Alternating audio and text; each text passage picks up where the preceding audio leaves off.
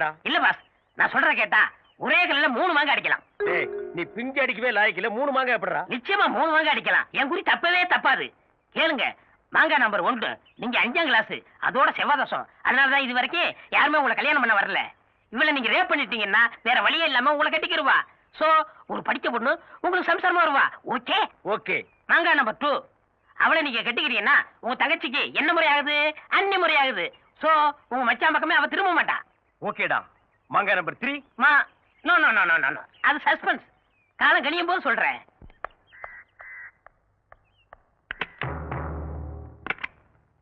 காலையில இருந்து சாயந்தரம் வரைக்கும் வீட்டு வேலை செய்யறியோ இல்லையோ, கதவு ஜன்னல் எல்லாம் சாத்திக்கிட்டு வீட்டை சினிமா தியேட்டர் மாதிரி இருட்டாக்கிட்டு டிவி பார்க்க மட்டும் தவறதே இல்ல. ஐயோ ஐயோ. நிர்மலா, பொண்ணு கல்யாணத்துக்கு புடவை எல்லாம் வந்திருக்கு, வந்து செலக்ட் பண்ணி கொடுத்துட்டு போய. இத வந்துட்டேன் மாமி. இத உள்ள கொண்டு போய் வை. All the best. Thank you. நான் இருக்கேன். ஓகே.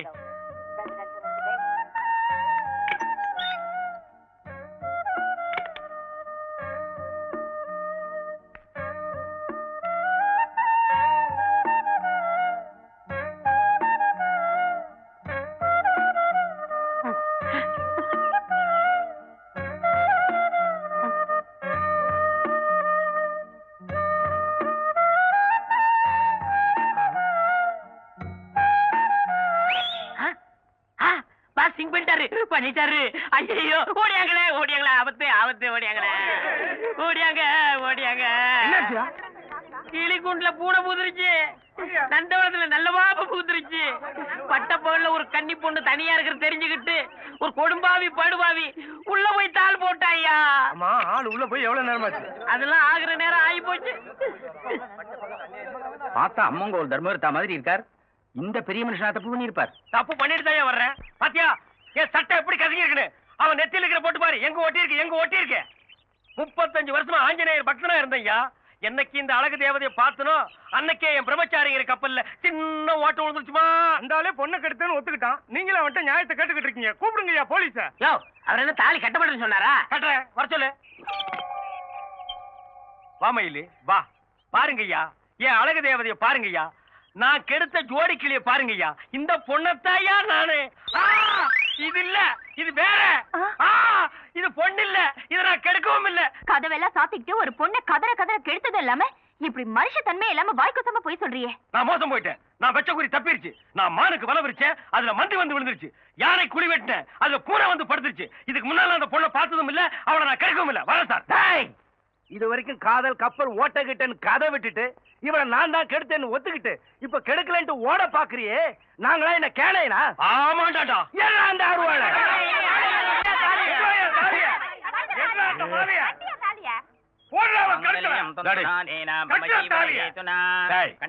மந்திரம் சொல்லாம கட்டப்படாது.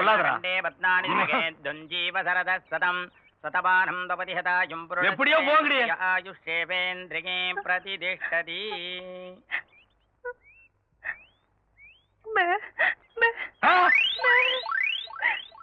என்னது பேபேவா? இது வேறையா?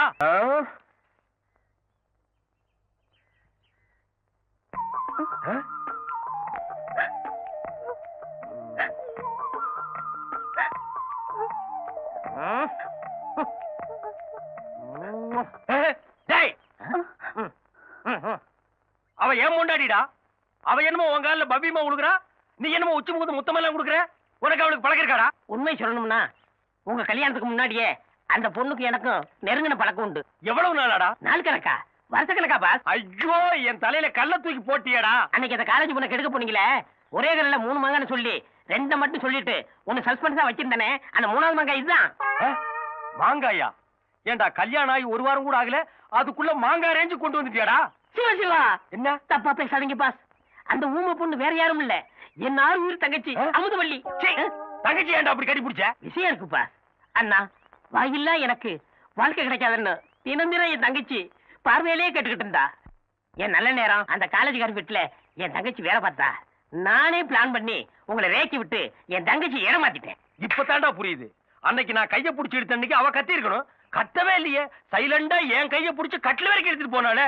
டேய், நீங்க ஒரு போர்ஜரி ஃபேமிலிடா. பாஸ், எப்படியோ என் தங்கச்சி கல்யாணம் நடந்து போச்சு. அதனால இனிமே வாடா போடான்னு பேசாம வாங்க மச்சான் போங்க மச்சான் மரியாதை பேசணும். எப்படிங்க? You respect take respect. மச்சான் யோ தாடி உள்ள போய் ஆசிரியர்ட்ட அவருடைய மச்சானும் என்னோட மைத்தனர் வந்திருக்கான்னு சொல்லு. உனக்கு நான் அன்னைக்கே சொல்லியிருக்கேன், நீ என் டிரைவர். முதல் நான் இந்த வீட்டுக்கு வந்தப்போ நீயும் கூட வந்த. அந்த கிரகாச்சாரமோ என்னமோ என் தங்கச்சி டைவர்ஸ் வரைக்கும் போயிடுச்சு.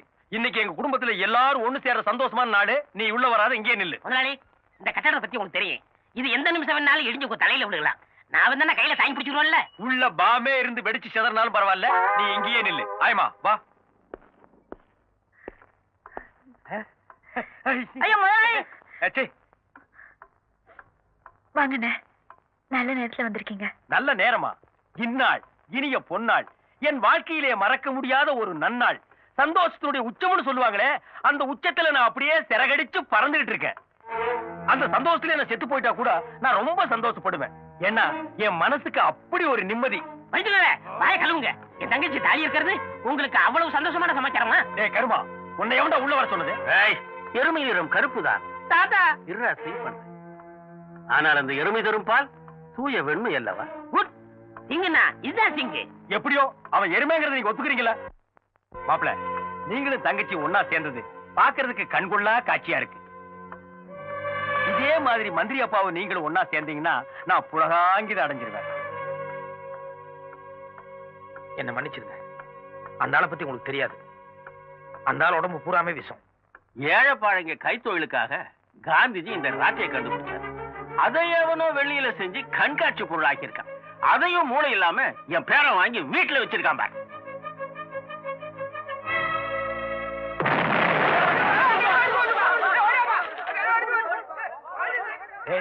அநேகமா வீட்டோட முன்பகுதியே இடிஞ்சு விடுது. அந்த சத்தம் தான் இது. இந்த பகுதி இடிஞ்சு விடுவதற்குள்ள நான் பின்னால் ஓடி போயிருவோம். அப்ப காரு காரி நேரம் சட்னியா இருக்கு, நம்ம ஹெலிகாப்டர் வாங்கிக்கலாம். தாத்தா என்ன பாக்குற? தாத்தா நேதாஜி கொஞ்சம் நில்றா. சாரி சார், மணி 12 ஆகி போச்சு, கடை க்ளோஸ் பண்ணாங்க. டேய் ஏண்டா, தமிழ்நாடு க்ளோஸ் ஆகி இந்தியாவும் க்ளோஸ் ஆகுற சூழ்நிலைக்கு வந்துருச்சு. உனக்கு கடை க்ளோஸ் பண்றதுதான் முக்கியமா? அத பத்தி எனக்கு கவலை இல்ல.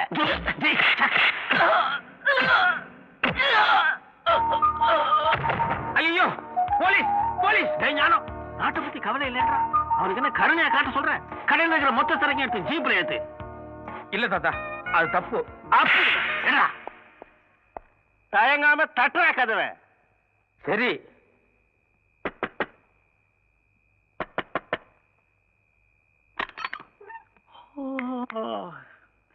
யாருங்க நீங்க? என்ன வேணும்? இந்த பைனான்ஸ் மினிஸ்டர் சத்யசீலன் பிஏ.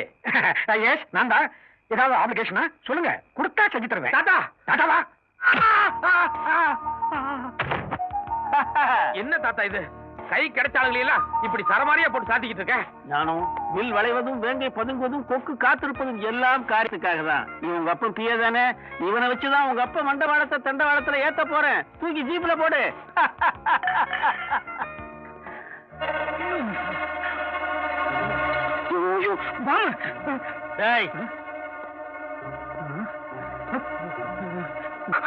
வெண்டாடி வந்த இதுதான் சுவிட்ச்.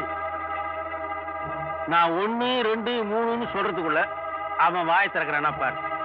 இல்ல இந்த சுவிட்ச் அமைக்கி அவனு கொல்லி வச்சுட்டு 1லயே முடிச்சிருவேன். இல்ல இல்ல 3ன்றது ஒரு கணக்கு. ஒப்பா மந்திரி, அந்த சொட்டத்திலேயே நான் திருந்திட்டேன்.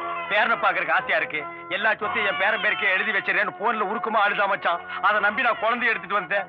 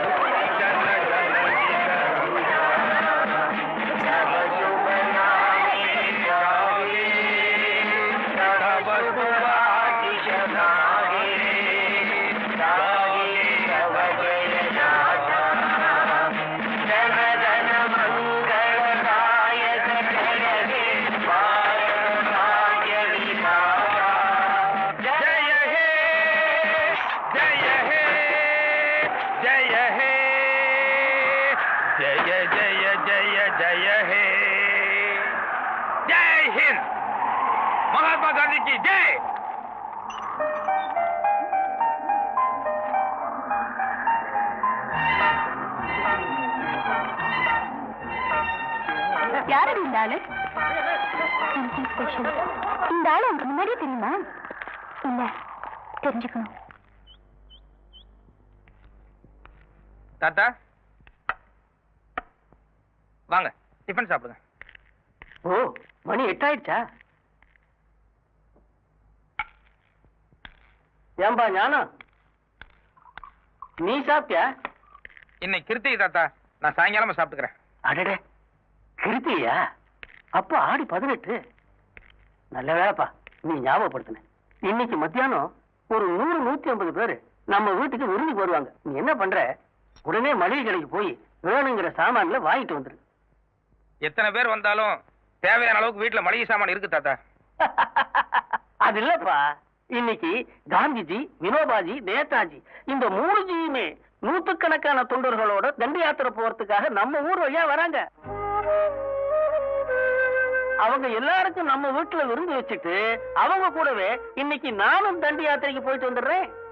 தாத்தா, காந்திஜியோட சம்சாரத்துக்கு உடம்பு சரியில்லையா, அதனால தண்டி யாத்திரை கேன்சல் ஆயிடுச்சுன்னு சொல்லி நேத்தே எனக்கு தந்தி வந்தது.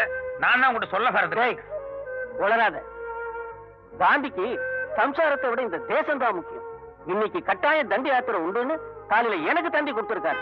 புடி, போய் உடனே மளிகை சாமான் வாங்கிட்டு வா.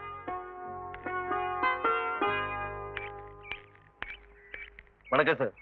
வணக்கம். பிரிண்டிங் பிரஸ் போல கார்ட்டூன் ரெடியால சார். நைட்டே ரெடி பண்ணிட்டேன்.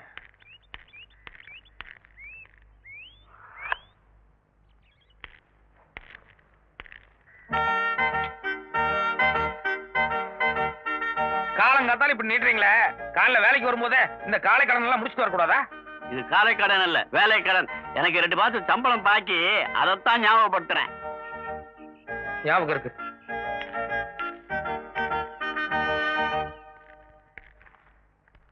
ஸ்ரீதர், இத காலையிலேயே கொடுத்து அனுப்பிச்சிருக்கலாம்ல? காலையிலேயே ஸ்கேனிங் கொடுத்துக்கலாம்ல? தலைக்கு ஒரு சீவக்கா, தாடிக்கு ஒரு சீவக்காயா? எப்படியா நீங்க கவிதை எழுதுவீங்கல்ல, அப்படியே 2ஐயும் சேர்த்து கொடுத்துடலான்னு பார்த்தேன். ஒரு வேலை முடியட்டும் நினைக்க மாட்டீங்களே? சரி சரி, கவிதையை சொல்லுங்க. கனவொன்று கண்டேன் தோளா, ஆ? கனவொன்று கண்டேன் தோளா, அதில் கடன் இல்லாத புதிய பாரத மலர கண்டேன் தோளா. ஓ, அது சார், நீங்க தப்பா நினைக்கலன்னா நான் ஒண்ணு சொல்லாமா? நான் எப்பவுமே அடுத்தவங்க அபிப்பிராயத்துக்கு செவிசாய்க்கிறவன். சொல்லுங்க. உண்மை, உழைப்பு, உயர்வு இது உங்க கொள்கையா இருக்கலாம், உயர்ந்த தத்துவமாவும் இருக்கலாம். ஆனா இளமை, இனிமை, புதுமை அதுதான் இந்த காலத்துக்கு ஒத்து வரும். என்ன மாதிரி இளைஞர்களுக்கும் பொருந்தும். இத பாருங்க, உங்கள மாதிரி கிசு கிசு படிக்கிற ஆட்களுக்காக நான் பத்திரிக்கை நடத்தல. நாட்டு நலன்ல யாருக்கு அக்கறை இருக்கோ அவங்க என் பத்திரிக்கை படிச்சா போதும். இன்னைக்கு வேணா நம்ம பத்திரிக்கையினுடைய சர்க்குலேஷன் குறைச்சலா இருக்கலாம், ஆனா எதிர்காலத்துல ஞானப்பழத்தினுடைய வளர்ச்சி இருக்க இப்ப உங்களால புரிஞ்சுக்க முடியாது. உங்க அம்மா ஒரு பேப்பர்ல வந்து சொல்லிச்சு. குட். என்னங்க, போன வார பத்திரிக்கை இந்த வார பத்திரிக்கை ரெண்டும் கொடுத்துட்டு வாங்க. இந்தாப்பா.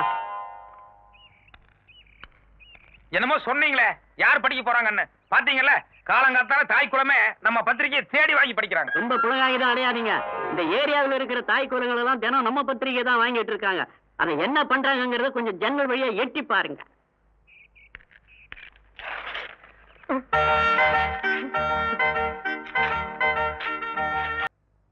ஏதாவது திட்டத்தோட வந்திருக்கீங்களா? திட்டங்களா? அண்ணா, நான் ஒரு புண்ணாக்கு வியாபாரி, இவரு மாட்டுக்கு லாடம் அடிக்கிறவரு. திடீர்னு மந்திரி ஆகிட்டாங்க, அதனால திட்டங்கள்லாம் நீங்க தானே சொல்லணும். ஆமாண்ணா. தமிழ்நாட்டு ஜனங்களுக்கு படிப்பறிவு ரொம்ப கம்மியா இருக்கு. அதனால தொகுதிக்கு ஒரு 10 பள்ளிக்கூடம் கட்டுறதா திட்டம் ஒண்ணு கொண்டு வாங்க. நான் ஒரு 20 கோடி ரூபாய் சாங்ஷன் பண்றேன். நல்லதுண்ணா. நீங்க வனத்துறை தானே? ஆமாண்ணா. காட்டுல மரங்கள்லாம் ரொம்ப அழிஞ்சு போச்சு. நாட்டுல மழை இல்லாம ஜனங்க ரொம்ப கஷ்டப்படுறாங்க. அதனால மரம் வளர்ப்பு திட்டம்னு ஒரு 50,000 ஏக்கருக்கு ஒரு ஸ்கீம் கொண்டு வாங்க. உங்களுக்கு ஒரு 20 கோடி சாங்ஷன் பண்றேன். என்ன புரியலையா? கந்தசாமி, இவர்தான் ஐயாவோட பினாமி கான்ட்ராக்டர் கந்தசாமி. 2 கோடி ரூபாய் செலவுல மொத்த தொகுதிக்கும் பள்ளிக்கூடத்தை கட்டி முடிச்சிருவாரு. இந்த பாக்கி 18 கோடி இருக்குல்ல, அதுல பாதி நீங்க எடுத்துக்கங்க, மீதி ஐயா கொடுக்கும்போது. ஏன்னா 2 கோடியில கட்டிடம் கட்டினா பள்ளிக்கூடம் நிக்குமாண்ணா? நமக்கு 18 கோடி நிக்கும். அத பாரு. தெரியுங்களா? தெரியுங்களா அண்ணா, நம்ம மர விஷயம். மரம் மண்ட கோடி எனக்கு அனுபவமான கல்வியாவே அதே மாதிரிதானே இதுவும். இந்த அளவுக்கு ஒரு பாக்கெட் நோட் புக் ஒண்ணு வாங்கி அதுல விதை வாங்கின செலவு 2 கோடின்னு வெறும் கணக்கு எழுது. அப்புறம் பயிரிட்ட செலவு அப்படின்னு ஒரு 5-6 கோடி எழுது. இந்த பாக்கி உள்ள கோடிகள் இருக்க பாரு, அது பராமரிப்பு கணக்குன்னு எழுதி சுபம்னு போட்ட வேண்டியதானையா? ஏன்னா எல்லாமே வெறும் கணக்கா எழுதிட்டா நடுவுல அதிகாரிங்க வந்து மரம் எங்கன்னு கேட்டா என்னன்னா பண்றது? காட்டு தீல மொத்த மரம் எரிஞ்சு போச்சுன்னு சொல்லி அந்த இடத்துல 5 லாரி சாம்பலை போட்டு ஆனா பார்க்க ஒரு அதிகாரிங்க கையில 2 லட்சத்தை பெற்று கணக்கு செட்டில்டு. வந்துட்டேன். நீ வந்தாதாப்பா ஒன்னாது ஞாபகத்துக்கு வருது. இல்லனா கரண்ட் தண்ணி பால் இதுக்கெல்லாம் பணம் கட்டவே மறந்து போறது. நீ ஒருத்தன் இல்லனா இங்க உள்ள பொம்மநாட்டிகளாம் ரொம்ப கஷ்டப்படுவா. Thank you mister Narasuriyan, thank you. அமுதாமா கரண்ட் பில் கட்டணும்னு சொன்னீங்களே. உங்க ஆளு பெரிய பரோபகாரியாத்தார் போல இருக்கு. வீடு வீடா போய் தாய்க்குள்ளங்களுக்கு விழுந்து விழுந்து சேவை பண்றாரு. Something special. அன்னபூர்ணியம்மா ரேஷன் வாங்கணும்னு சொன்னீங்களே. இந்தாப்பா இந்தா. என்ன? எல்லா வீட்டுல வாங்கினே இல்லப்பா, அதே ரேஷன் கார்டு தான். அண்ணனோடதுப்பா, அண்ணன் தான் கொடுத்துட்டு வர சொன்னாரு. அண்ணனையே போய் வாங்கி சொல்லு. அண்ணா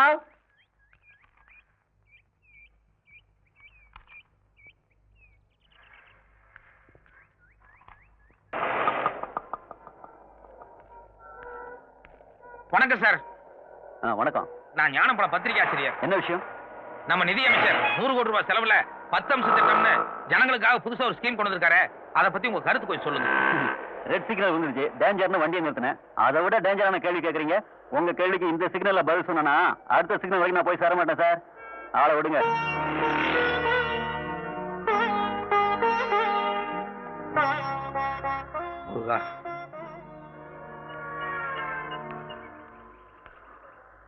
அப்பா, கடைசியா ஒரே ஒரு ஆளுகிட்ட முயற்சி பண்ணி பார்ப்போம். அதுவும் சரியா வரலன்னா மறந்துட வேண்டியதுதான். சார், நான் ஞானப்பழம் பத்திரிகையில இருந்து வர்றேங்க. நானும் அதே பத்திரிகையில தான் வர்றேன். இந்த 10 அம்ச திட்டத்தை பத்தி ஊர் முழுக்க சுத்தி கேட்டாச்சு. ஒருத்தரும் வாயை திறக்க மாட்டேங்கிறான்.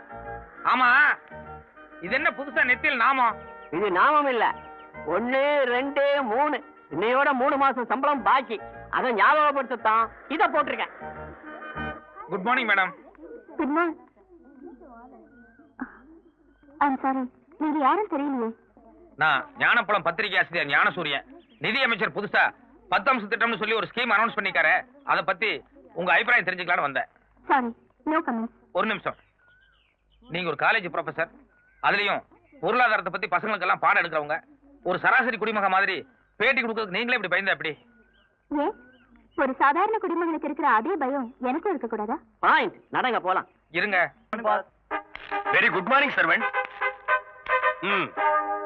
இன்னைக்கு ஒன்னும் அவுட் சைட் ப்ரோக்ராம் இல்ல, கோட் ஷூட் எல்லாம் கேன்சல். இதை கொண்டு போப்பா. இது எந்த ஊர் silk? German suit sir. Not German. இது எந்த ஊர் silk? Czechoslovakia sir. No Czechoslovakia. இது உஸ்பெஸ்கிஸ்தான். ஆ உஸ்பெஸ்கிஸ்தான் சார். This only. சாமியப்பா, இந்த பட்டு துணி எல்லாம் யாராலையும் போட முடியாது.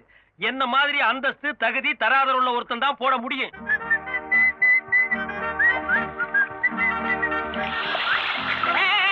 அறிவு இருக்கா? என்ன துணி? சிலுக்கு துணி. இத எவனாலும் போட முடியாது. இதுக்கெல்லாம் ஒரு தகுதி தராதரம் பர்சனாலிட்டி இதுக்கெல்லாம் தேவை. இதுல போய் தண்ணி அடிச்சானா முட்டா. யாரா முட்டாளு? இரு என்ன பத்தி உனக்கு தெரியாது. நீ அடிச்ச 1க்கு 10. அதாவது நீ ஒரு அடி அடிச்சேன்னா எவனாவது உன்னை 10 அடி அடிப்பான். இது எங்க முனியாண்டி சாபம். அதனாலதான் எந்த நாயா இருந்தாலும் என்னை கை நீட்ட கூடாது. ஜாக்கிரதை. Good morning boss. Sorry boss, வீட்ல ஒரு ஃபங்க்ஷன், அதான் லேட் ஆச்சு பாஸ். கடைசி என்ன சொன்ன? லேட் ஆச்சு. அதுக்கப்புறம் லேட் ஆச்சு பாஸ். நான் பாஸ், நீயே? நான் உங்க டிரைவர். இது என்ன துணி? இது சில்க் துணி பாஸ். நீ போட்டிருக்கிறது என்ன துணி? இது சில்க். நான் பாஸ், சில்க் போட்டிருக்கேன். நீ யாரு? டிரைவர். இன்னொருக்கா சொல்லு. ஓட்டுநர். நீ சில்க் போடலாமா? பாஸ், நீங்களும் காக்காயி ஒண்ணாக முடியுமா? நீயும் அதுவும் வேணும் ஒண்ணாகலாம். அதுக்கு இல்ல பாஸ், எதையே திங்க் பண்ணி பாக்குறோம். பொண்ணுலயே 24 கேரக்டர் இருக்கு, காக்கா பொண்ணு இருக்கு. நீங்க போட்டுக்கிறது 24 கேரக்டர். நான் காக்கா. இந்த காக்கா குருவி அதெல்லாம் விடுறா. பாக்குறவங்க கண்ணுக்கு 2 சிலுக்கா தானே தெரியும். பாஸ், என் பெரிய நகைச்சி நிச்சயதார்த்தம். பழைய கடையில போய் ஏலத்துக்கு எடுத்து என் வாழ்க்கையிலேயே இப்பதான் சிலுக்கு போடுறேன். போட்டுட்டல்லடா. பாஸ் பாஸ், ஏன் சொல்றீங்க? இன்னைக்கு 2ல ஒரு முடிவு தரணும். ஒண்ணு நீ போடு சிலுக்கு, இல்ல நான் போடுறேன். பாஸ் பாஸ், நீங்க போடுங்க. நீங்க போடுங்க. நான் கழட்டிடுறேன். கழட்டு கழட்டு. அவர்ற வேட்டிய. இந்த புடி என்னது? புடுறா. ஆ. இனிமே உன் வாழ்க்கையில என்கிட்ட டிரைவரா இருக்க வரைக்கும் சிலுக்கு மட்டுமில்ல சட்டையே போடக்கூடாது. பார்த்தவேடா.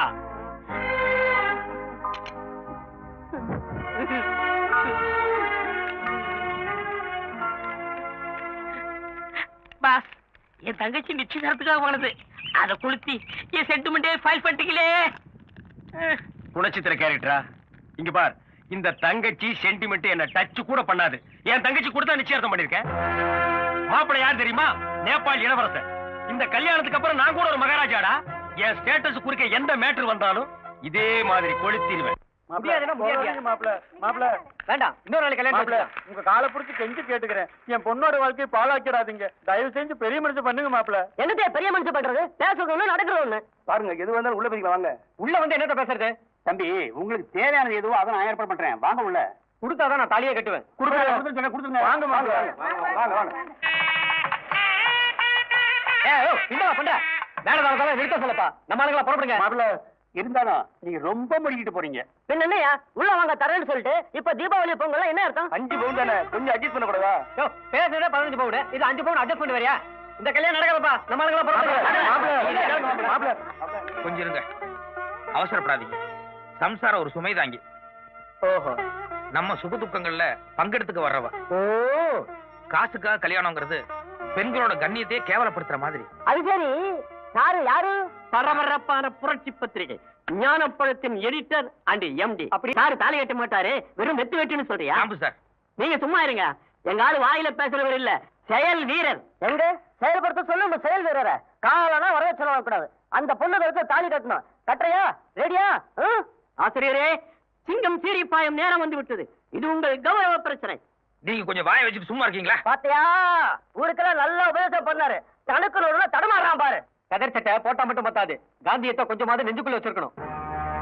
அவர் ஏதோ நாயஞ்சல வந்திருக்காரு. அதான் அதே நாயத்தை அடுத்தவங்களுக்கு நானும் வண்டி வண்டியா சொல்லுவேன். பெருசா பத்திரிக்கை நடத்த வந்துட்டாராம். இங்க பத்திரிக்கை பாரு, உன்ன மாதிரி ஒரு அயோக்கியங்கிட்ட இருந்து ஒரு பொண்ணை காப்பாத்தணும். அதுக்காக காரணம் வரதட்சணை வாங்காம அந்த பொண்ணு முகத்தையே பார்க்காம நான் தாலி கட்டுறேன். சர்வமங்கல மாங்கல்யே சிவே சர்வார்த்த சாதகே சரண்யே த்ரியம்பகே கௌரி நாராயணி நமோஸ்துதே சுமங்கலே ரியம்பதோரி மாதுமே தபஸ்யதாம் சௌபாக்யமஸ்மே தஸ்மாயாதாஸ்தம் சூப்பரா இருக்கு. நல்ல ஒரு கிளான்ஸ் கொடுங்க. அவசியமே இல்ல. இந்தாங்க, தாலி எடுத்து கட்டுங்க. புள்ளையரே, அச்சத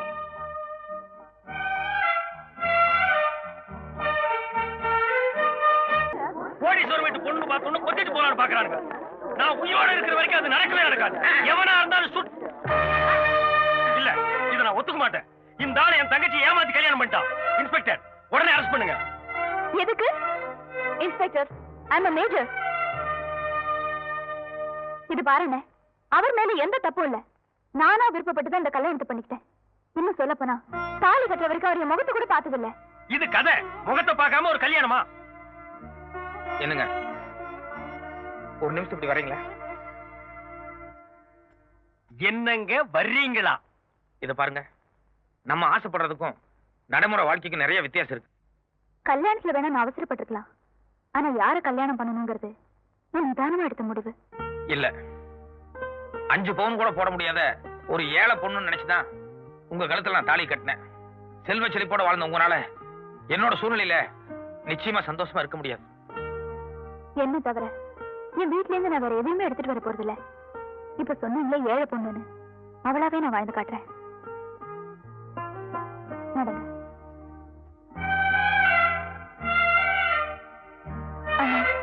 நான் என் புருஷன் வீட்டுக்கு போறேன். இப்ப உனக்கு கோவம் இருந்தாலும் என்ன பார்க்காம உன்னால இருக்க முடியாதுன்னு தெரியும். உனக்கு பார்க்கணும்னு தோணுச்சுன்னா அங்க வந்து பாரு. நீங்க ராஜாவாகிறது இப்படி கனவாயி போச்சப்பா. விசாரிச்சு பார்த்தேன், உன் மச்சான் ஞானப்பழ பத்திரிகை ஆசிரியரா. அவருக்குன்னு சொந்தமா இருக்கிறது அந்த சைக்கிள் ஒண்ணுதானா? அதுக்கு ஏன் நினைச்சு மாப்பிள பரவாயில்ல, ஸ்கூட்டர் வச்சிருக்காரு. என்ன உனக்கு இந்த டிரைவர் வேலை வேணும்னு நினைக்கிறியா வேண்டாம் நினைக்கிறியா? வேணும் முதலாளி. அப்படின்னா நாளைக்கு இருந்து உன் தங்கச்சி பொறுத்த சைக்கிள் கூட போக கூடாது, நடந்துதான்டா போகணும். முதலாளி